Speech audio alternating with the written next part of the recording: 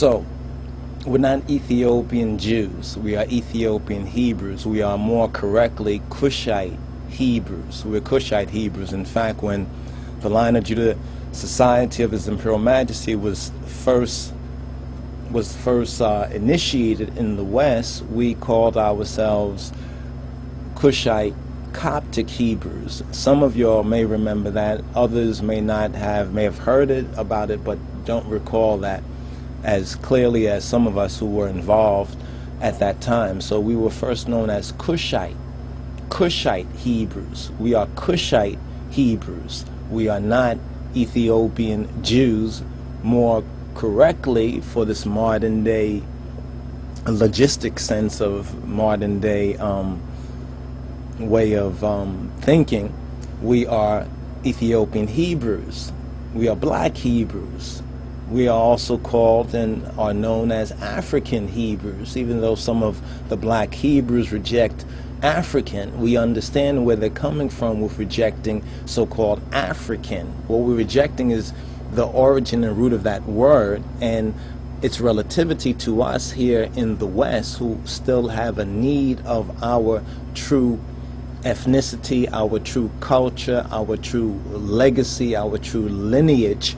A lot gets confused with the big A point, the big Africa point. Now, we have brothers and sisters who are on the African continent who identify themselves with us, and they call themselves African Hebrews. Some of our people have gone before to Dimona, the Ben-Ami Carter community that went over to Dimona about 20 or more years ago and have gone through many struggles and are a vibrant and growing community in the state of Jezreel. They are known as African Hebrews or black Hebrews. That's the name they have chosen. They defend that. They agree with that. We don't have any problem with that. We know where they're coming from. We understand they're on the front lines out there in the state of Israel, and we support them because they are representing overall, and specifically they're representing our cause as the lost sheep of the house of Israel, those of us who are still in the West. We who are the Falashas of the West.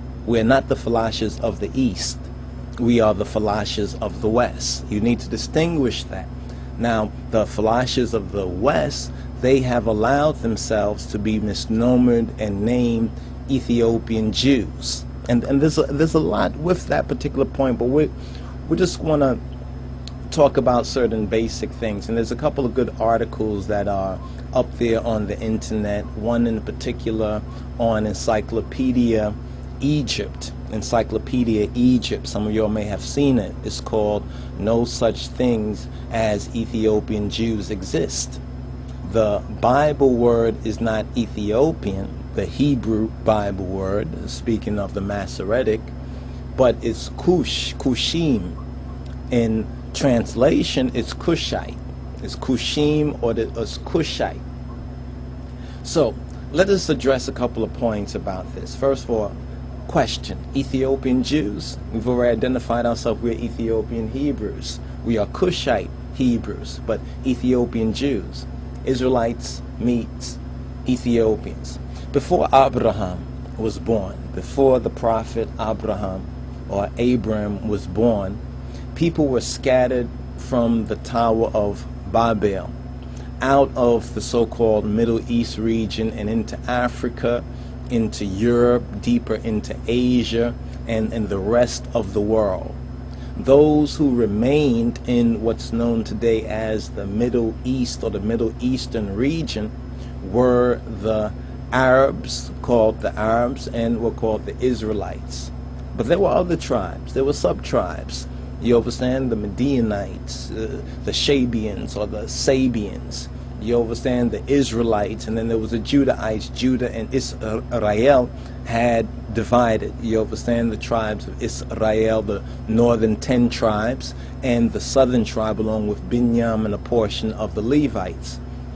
Secondly, the Israelian or the Israelites, they meet up with the Ethiopians, the original, we say Cushite people, Kushim, and others who were some in servitude or Baria Ibd, slaves, in other words, when they were taken into bondage in Egypt. Now, it's important to understand, to go into more detail of what that bondage was. Because as we're studying the scriptures, we're studying our linguistic, our language, we're beginning to understand why all these mistranslations and these half-truths that we have received. As soon as we go into the scripture, we get into the language, we start to study deeper into history, more archaeology becomes available. We're getting a clearer picture that the bondage in Egypt was not like the Charleston Heston Exodus movie. It was not like the popular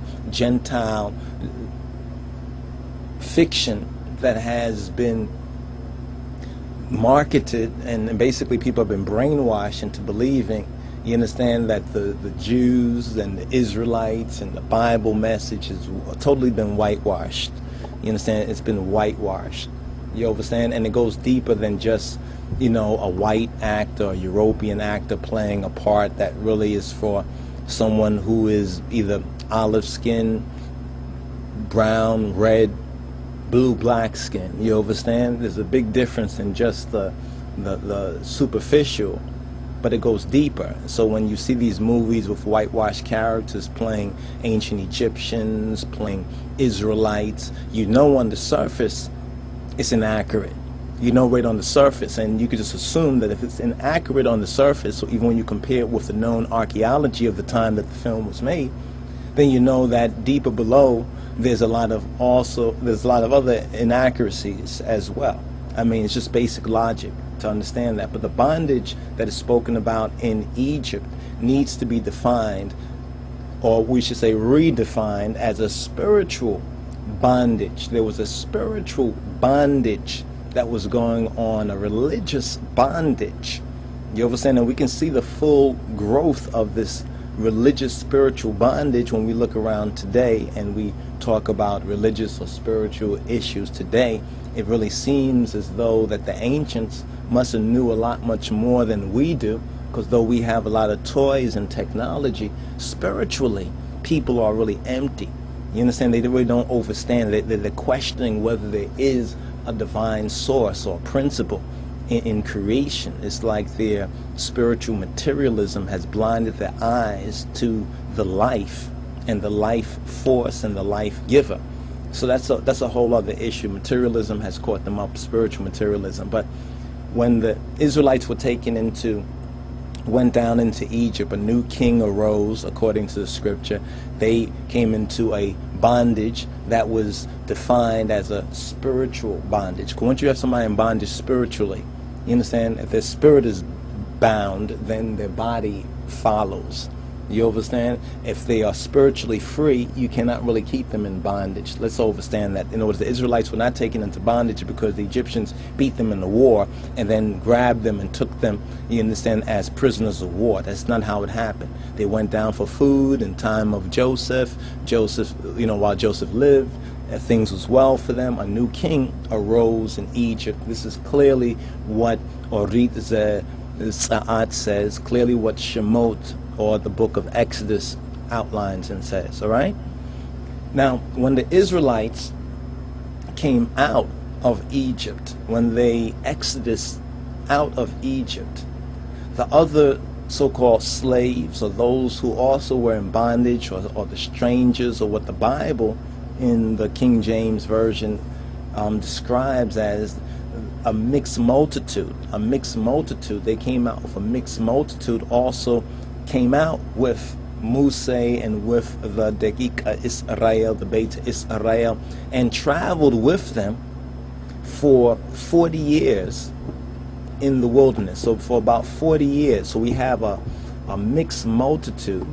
We have the Israelites, and speaking of the physical blood, racial, ethnic lineage, as well as other strangers, former slaves, mixed multitude that came out with them. The Bible describes it. So when it gives a number, when we start to get certain numbers, like in the book of Numbers and other areas of the scripture, for the number of the Israelites, you have to remember that there was a lot of other people.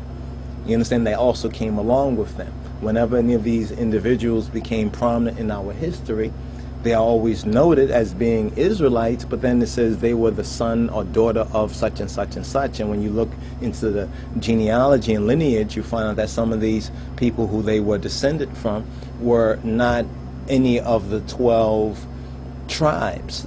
So they was not direct descendants, but they basically made themselves family over time with ones and ones. All right? So now here's an interesting map right here, just to understand that the blonde here, the blue eyes, you understand, northward in Europe, where you see the arrow, Europe, and these are the Aryans, the Anglo, the Saxons. So we're not Ethiopian Jews, we are Ethiopian Hebrews. We are more correctly Cushite Hebrews. We're Cushite Hebrews, in fact.